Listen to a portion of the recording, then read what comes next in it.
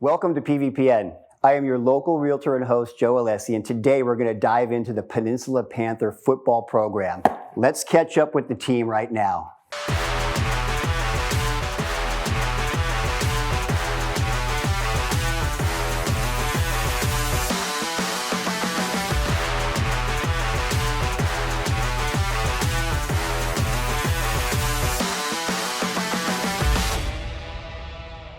All right, we are in the beginning of October, and I have with me today 4 players from the Peninsula Panthers and head coach Dave Young, so it's going to be a fun day talking football.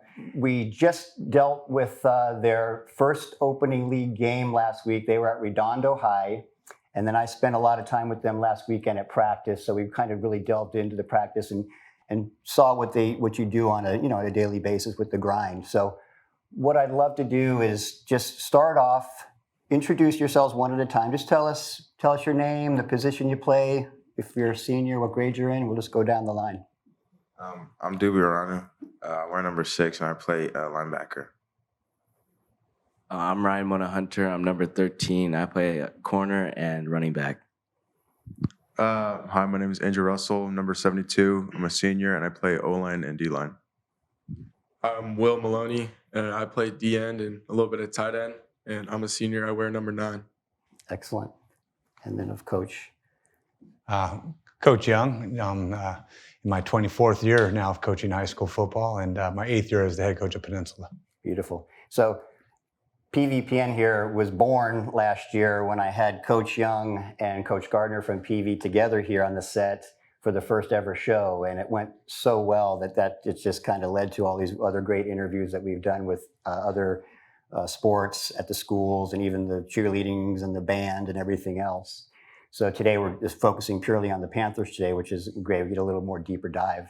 So, we talked a little earlier. I told you guys, I went to Merles High School, so I've played football as well. And at that time, Redondo was also in our league. It was the Pioneer League, and so was Maricosta.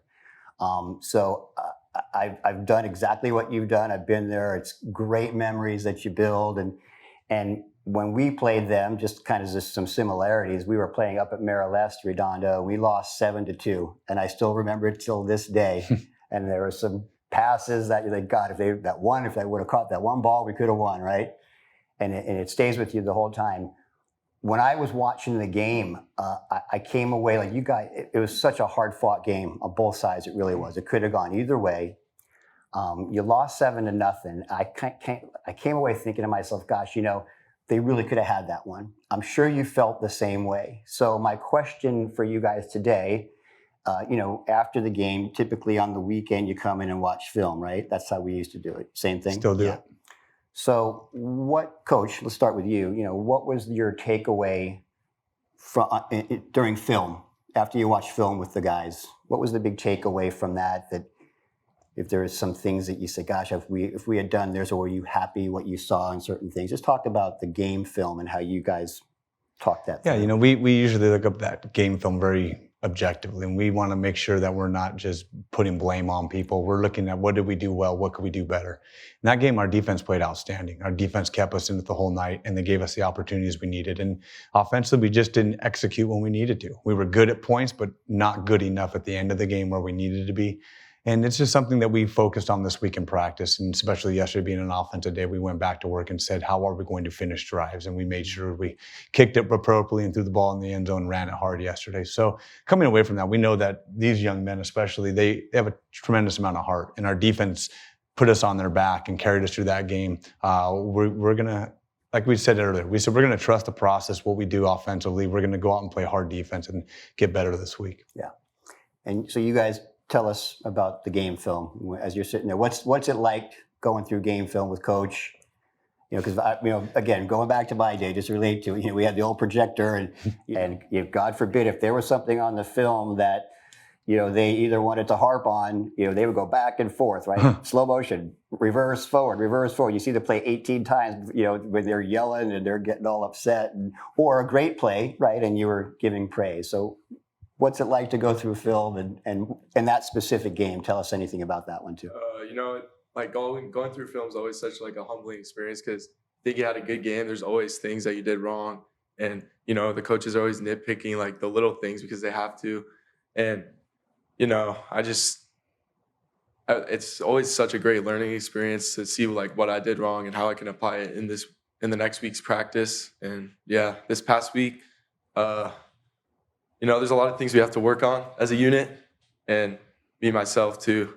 I just take away the things from film and try to apply them the next week in practice. Right. Yeah.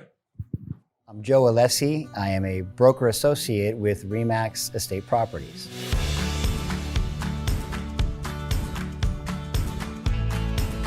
So the beauty of our industry is consumers have choices all over the place. What they don't know when it comes to real estate is what to really look for. So things that they should think about is looking for someone that will do the little things. I will lose a deal before I allow someone to do something that's not going to benefit them.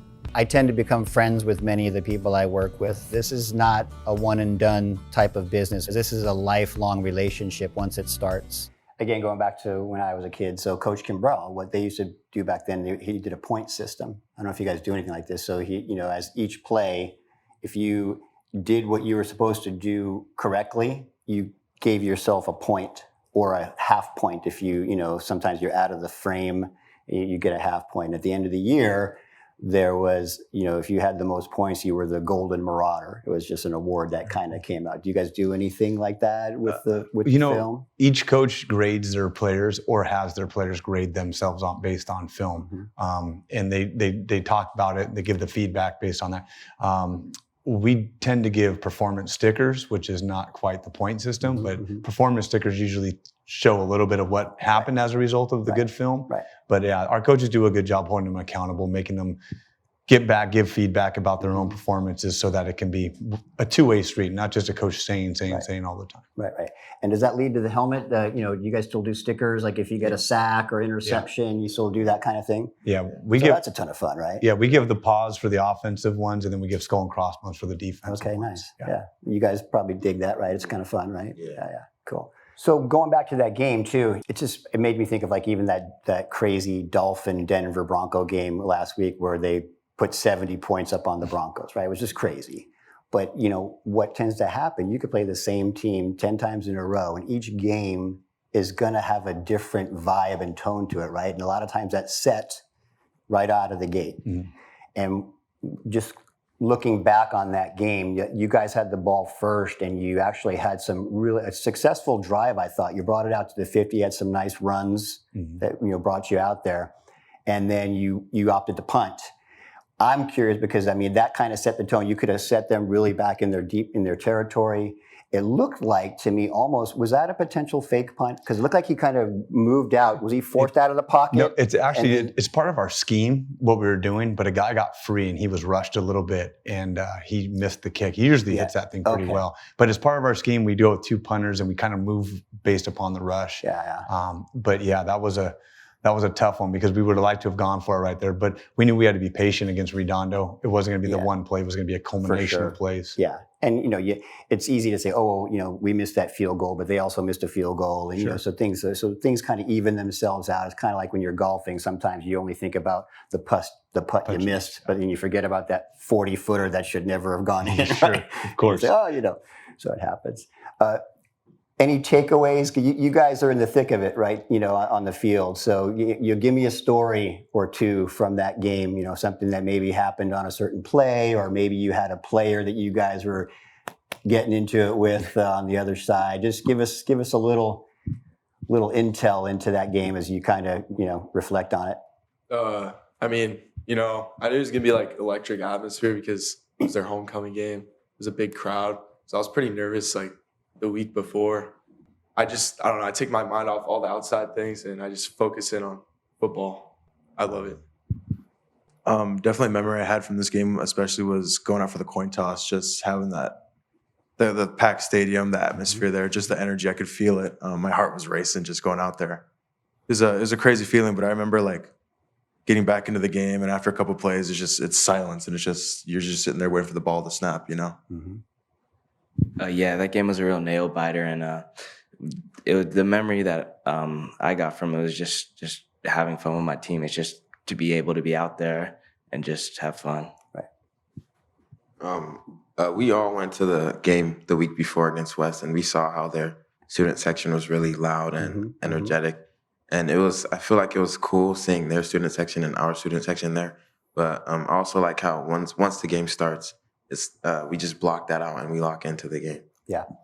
So last month, the interview I did was with the bands. So we had the band from Penn and the band director from Palos Verdes. And then I also happened to just be lucky. I know the family for Dr. Bartner from USC. So he was the band director for the Trojans.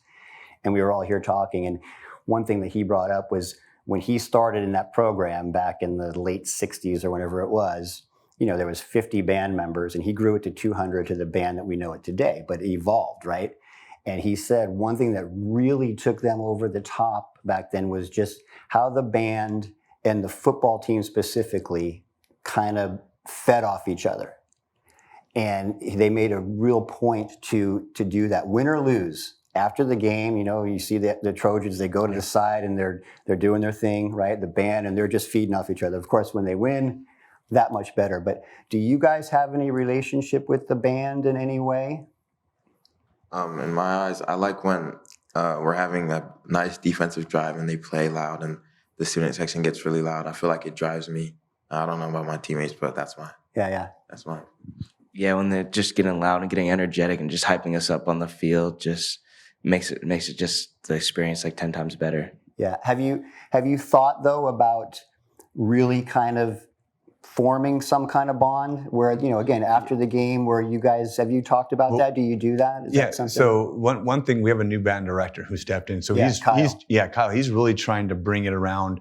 We were with the old band director, we kind of had a different relationship. He would come to us and say, hey, what do you want us to play? Do you want anything specific? Kyle's taking more of his own lead, which is great. And he pretty much is like, how can we support you? Right. And so we haven't done anything specifically to work together, but they played for us. And we've even talked about maybe a drum line or something of creating our own little piece that we have, like that relationship. Right. So it's something that we're going to build. I know that, but we rely on that band because they get us fired up. It's huge. It's such a huge, and again, that's changed too. This is the perception of the band. Again, when I was younger, at the high school level anyway, at the college level, a whole different thing. But at the high school level, there's maybe a separation between, church and state, football teams over here and you're the athletes and the band's over here, right? But if you guys can find a way, I think, to blend those, you might really find that that's something that, just creates a whole nother level of energy. And I mean, God, you got the zoo there, which is amazing, which we never had when we were kids. That's a cool element. And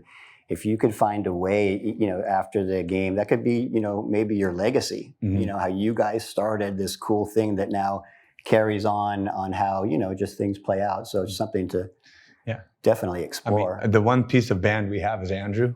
He's part of the concert band, and had it not been for football, he might be in the marching band. Nice. But he's kind of our conduit to the band, but he plays orchestra. Love it.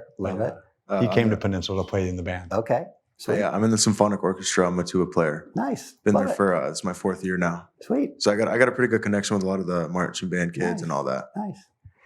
So again, as we're talking, I'm reflecting, and one of the things that we had on the bus ride home, it was obviously it could be somber if you haven't won, but when you do win, we had a bunch of songs that we would sing. Do you guys have anything going on? Because some crazy songs that sometimes have to stay on the bus, which is all cool. But I mean, do you guys have something going on like that? I'll just jump in and I'll let them talk. But we take 2 buses, and I'm usually on one and another coach is on. So I don't know what goes on one, but I know the bus I'm on, there's usually some pretty bad singing. And they usually put on one song, they start it, and then it dies out about a minute in, and then they go to the next one. But it's a great environment, great atmosphere on the bus when you win. When you lose, it's not the best, but we talk about it. It's not the end of the day. You still got to live and you still got to feel good about it. Right. So we try to express your emotions, be fun, have the good times with your buddies on the bus, because those are the times of your life. You don't get them back. So they'll tell you maybe more about the song specifically, but they definitely get into it. Yeah. Now, are these songs that you're just playing that are, other artists, that you're just playing their music, or do you have songs that you guys just sing the words to that, you have, that someone kind of leads that charge? Typically, like after a loss, the bus it's not really quiet. We like to bond on the bus, but I like to say after a win in the locker room, we play 2 songs every game after a win, and it's Mo Bamba and "Wipe Me Down" by Boosie, and we like to celebrate to that. It's Nice. almost become like a tradition now. Yeah. It has become a tradition. Right. Sweet. Yeah. So that kind of, brings me to practice. Because last year when I was there, it was interesting. I came to you earlier in the process. You guys were kind of summer still. You hadn't played any games yet. This time's obviously different. You just had your first league game, but you had music playing on the field, which is cool. So one thing I noticed, just kind of going to practice now, when I was there watching you guys and filming, the energy level's really positive. Yes, you're working on stuff, and yes, there are times when coaches got to maybe grind on something because you need to really understand it and whatever. But that's one thing. As a coach, we talked about this a little bit, where coaches in older days versus today are a little more positive. Certain things you don't do that maybe you used to do in the past, how you treat players. So I really appreciated the energy that I saw on that field. And again, you can't help your win and loss record sometime at the end of the day. It's your effort that goes out there. And that's one thing that Peninsula teams are known for. It doesn't matter who's coming into town. You're going to give them your best effort, and your conditioning is going to be top notch, right? Yeah. So tell me a little bit about practice, how you guys approach it. What maybe some things that you like about it, maybe some things, hey, you got a chance here, some things you want to improve on or add to the mix. So just talk a little bit about practice. Something one of our special teams coaches says a lot, Coach Campbell, he says to embrace the suck. So being able to be out there with my best friends, I like to call them my best friends, it makes it, whenever we're going through it and it's hard, it makes it a lot easier being with them and having them there to help me out and cheer me up. Yeah, we just like to be together and just like practice hard, like how we play in a game, because it resembles how we play in a game as how we practice. So. Yeah, for sure. I think people don't realize how important practice is. You really got to get out there and put in the effort, put in the work, even sometimes extra work, because the results will show on game day, and some people just don't take it seriously, which I think we hold them accountable for. But yeah. Yeah, I think practice is like the most important part of like us as a whole. And like Coach says all the time, you usually tell how we're going to perform on Fridays based on the prior week of practice. And, it gets pretty hard sometimes, but I mean, like Doobie said, we got our best friends like together going through the hard times. I think it makes us closer together. And yeah. Yeah. Do you guys do double days still? Yeah. What's the double day format now? What's that like? They're every other day. You can't do them back to back. Okay. So we would do like a Monday, Wednesday, Friday, come back and do a Monday, Wednesday. So we did a total of 5 double days. Okay. 2-hour practices during that day. Just it's a grind, and some people will say, why do you do it? And you have to do it. It's just part of what you have to do to get ready to play in a short amount of time. I like to think there's still some tradition to that, and if you can get through that, you can get through anything. And if you're going to go out and work in the real world one day, double days are probably a lot harder than that. So if you can get through double days, as I tell these guys, you're going to be set for life in that work ethic. And I think, you guys are all seniors? Yeah. Correct. Yeah. Okay.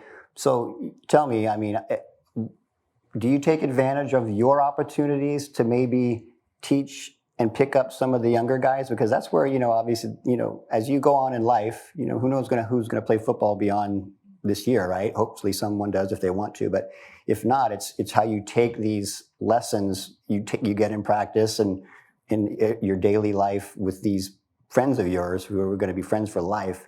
But are you noticing those opportunities when they come where you could maybe teach one of the younger kids or pick someone up that might be kind of down? Yeah, absolutely. I feel like, being gone through double days for like 3 years, I just try to, encourage my guys, because it's going to suck either way. Like if you have a bad attitude about it, it's going to suck even more. So I like to keep my head up. I like to pick my guys up and, we just get through it. Yeah.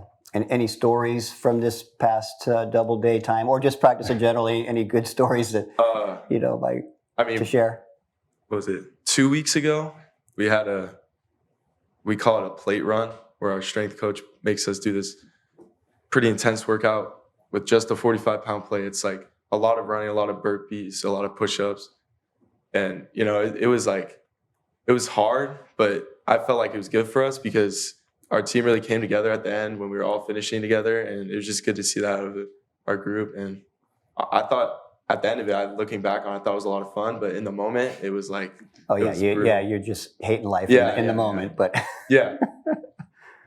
And so talk about how you come to choose the captains and these guys and how you guys, you know, voted on that or just how that worked out. Well, I let the players vote. Okay. And I want the players to tell the coaching staff who do you want to represent you, and they did a fine job.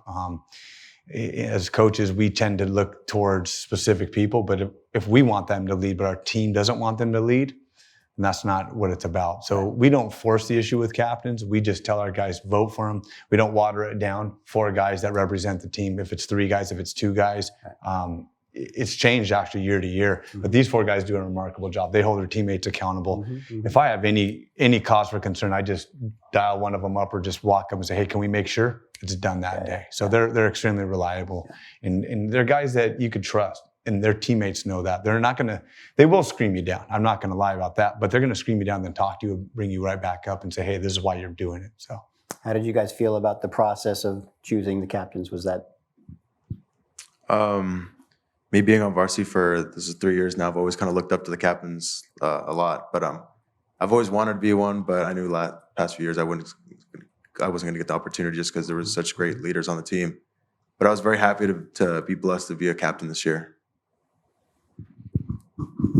Yeah, being a captain is like very, very special, and just seeing like how throughout the years, like the past captains have really like influenced me to be like a better captain. I felt very honored that I was elected as a captain by my teammates, and as a captain, I take on the responsibility of being a leader, especially like as Andrew said, being on varsity for the past few years, seeing like people that have passed through the program. They inspired me to help the younger guys like they helped me before. Cool. So, you know, you've had 6 games under your belt. I noticed that about 4 of them were decided by 7 points or less, right? So again, they're all tight, and that's the beauty of, I think, even the Bay League. Some of those games obviously were non-league games, but again, same difference. It doesn't really matter year to year who is maybe gonna be the stronger team or not. It's kind of like SC UCLA. When that game happens, you know, everybody knows each other so well. Like, you guys know each other. You played Redondo and Costa and PV so many times, right? Personnel will change here and there, but you know it, right? You know what to expect, and it's going to be a tough game regardless of who is coming in with what record. So this week you've got Santa Monica, right? So talk about your expectations there, and if, you know, just maybe this will not be aired before that game. So if you talk any game plan, that won't be getting out. So. You know, the Bay League is rough. It's tough. It's the best league around, if you ask me. Not just because of the teams in it, but the coaches. I mean, every coach in the league has respect for each other, but at the other side of it, they're really good at what they do, and they present problems for you. So for us, we know each other all well. We see each other all summer, except for Santa Monica, I feel like. So this Santa Monica game for us is huge this year. It's a night game for us. It's a way to get to the playoffs. At-home night. At-home night game. Where you're bringing the lights, right? Which is another element, but Yeah, and so we know it's a game we must get. We can't leave it behind because we don't have enough in front of us to play for. So we got to win this game. It's huge for us. These guys know the importance of it. They're a tough team. They've made huge improvements this year. You know, it's what we wanted, though. It's where we wanted to be at this point in the years. Have this game mean a whole bunch to us, and then see where it takes us after. So are they stronger on one side of the ball or the other, or they're pretty? I would say balanced? Offensively, they're really strong offensively. They got a really good running back, a big offensive line, and a go-to wide receiver who pretty much catches everything. So are you having these guys? Are you setting any special defenses up to deal with this guy and however they typically, after you obviously, I'm sure, watch their film, any things that they tendencies that you have to make some tweaks? Yeah, they do a few things that aligning for us is going to be the hardest part. If we could line up fine, we'll be fine. But if we don't line up fine, it could be a problem. We tend to do what we do, and that sounds pretty generic, but we don't try to change because what we do we think works. We might tweak things here and there to make adjustments, but for right now, if we line up and we just go forward defensively, we feel like we have a really good opportunity. And then of course offensively, they present a lot of challenges, but we've seen these challenges and we just got to know how to get over those challenges this week. And I think we did a good job yesterday in practice attacking it. Right. So you guys, when you're out there, do you have like a scout team running where you have someone who's, whoever this running back is, you typically have, hey, here's this, someone's got to wear the jersey to be that guy. Exactly. Today on defense is a defensive practice and all these guys are on defense and we'll say, hey, this is so-and-so, this is so-and-so. So we know exactly where to go, what to expect, because a lot of what we do is we study the film, we study what tendencies are, and then when you're here and you're there and we know what's coming, at least have a better opportunity. And that's what these guys excel at, is knowing what's going to happen to make plays before they even happen.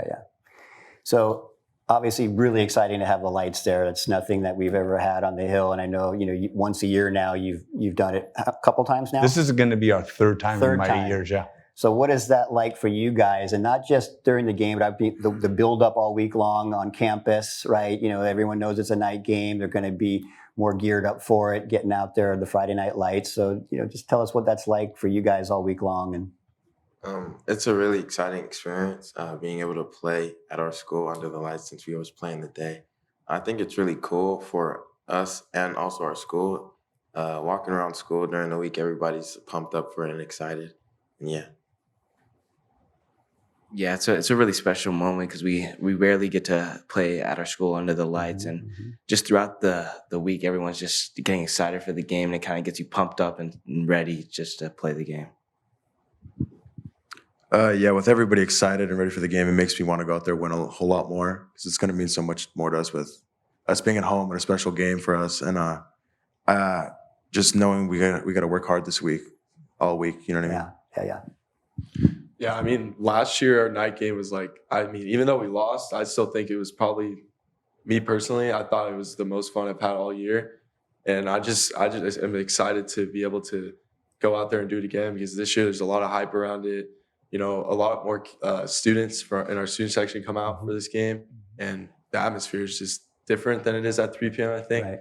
And and if you guys can even your record at 1-1 in league, what are the goals for you for league, if you have any? And just the way that they divvy it up on the different levels, right, for the playoffs. The different divisions. So where do you guys sit in that, and what do you need to do to make the playoff? Is there a certain number that you have to hit? If you're not a top 3 team, you don't get an automatic bid. Okay. So if you're not first, second, or third, you're on the outside looking in, and that's where we are at this point. Okay. We know that if we win this game, we have an opportunity to put an at-large bid in, which if we put an at-large bid in with the strength of schedule we have, with the league schedule we have, most people look at that and go, this team deserves to get in the playoffs. Not a lot of teams play the tough league schedule we do, nor the non-league.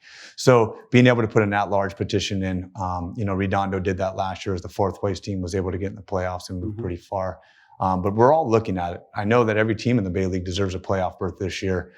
So we all know that we have to beat each other. And there's, PV is PV, Coast is Coast, and Culver's Culver. All the rest of us, we're kind of scraping to get up on top of one of those guys.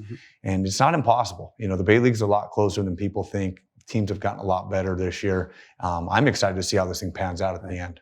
So what division are you gunning in? I think the projection put us, I believe, in 10, but it could be 9 or 10. Oh, so it can shift. It can shift, and they don't have a set division yet, because they still, when they fill the brackets, that's kind of what they do. But I think the range would be between division and 9 and 10. When we went last to the playoffs, we were in division 10. I don't see them moving you up unless you win it. Okay. So at that point, I think we still be slotted in division 10. So if you make the playoffs, you could be playing against another Bay League team in the playoffs? Probably not, unless it was Santa Monica. Okay. Santa Monica maybe would get slotted with us. Okay. Maybe a Pioneer team, but not the Bay League, because most of the Bay League is going to get slotted anywhere from divisions 2 to 7. From what I saw in projections. Yeah. because again, going back to my oldest son Dean, when Yeah. when you were coaching at Palos Verdes, West Torrance was part of the Bay League at that time, Right. and in the end, We faced Palos Verdes and West ended up facing each other in the finals. Yeah. And they played at Long Beach City, epic Right. game, Yeah, which in that- we won, which was awesome. But awesome. but it's just interesting how you end up, it ends up being all Bay League. Right. And that was You the Northern Four, they called Division 4 of the North, they called Yeah. it, which was kind of interesting because we neither of us from the North. Right. So So so how many league games are you playing? total of 5. Yeah. 5 games. Yeah. So do you have to be 3-2? Do you have to be 2-2? Where do you think you have to be? Typically, you should have a 500 record to be able to have a chance at Overall. As an overall record. 5-5 to get a playoff opportunity. If you're 4-6, you still can put an at-large bid in at 0-10 if you really want it. It's just do they want to consider you Sure. or not? So our goal is though we need to scrape a win out here, one way or another. We got to pull off a couple wins here Yeah. to give us that edge and give us the ability to Yeah. get in the playoffs. And again, it ends up in the end being those small things, Yeah, right? That yeah. over the course of the game, that one little thing that had gone a different direction or something else. So you just obviously, that's why you do what you do at practice and you work on those things and over, and it gets a little monotonous, but you got to do it. grill it in there and make We it know happen. we're gonna get tough competition Yeah. from everybody, but we just know that if we go out and limit the mistakes and not hurt ourselves, we can compete with anybody. Yeah. And then, we're going to end this on the 27th is your last league game. That'll be against PV High, playing at home, right? Home game, yeah. Yeah. So obviously it's a game that everybody looks for. It's a ton of fun.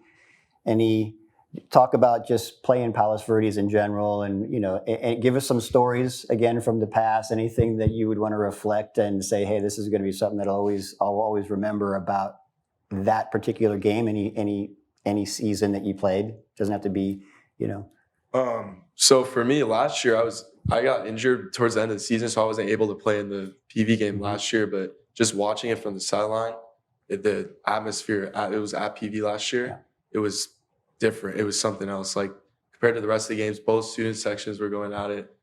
I'm really excited to get to play PV at home this year and see what we can do.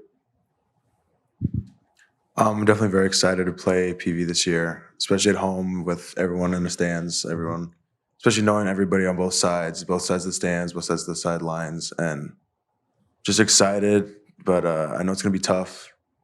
But and then a memory from this year was definitely at our game at South Torrance, winning in overtime, like grinding out the whole game with my boys, not giving up, not giving up. nice.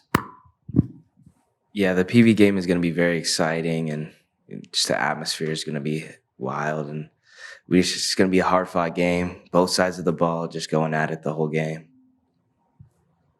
I'd say between PV and Penn, there's a lot of personal friendships and relationships, Right. and both schools are really familiar with each other. So going out there and playing against people I would say are friends, it's really exciting to me. But at the end of the day, it's just a game. So I'm still gonna go out there and give it my all. Did you play Pop Warner with any of those guys on the other side? Yeah, I've played Pop Warner since I was 8 years old, and all those years I've been playing with a lot of guys on the PV team. Yeah. Sweet.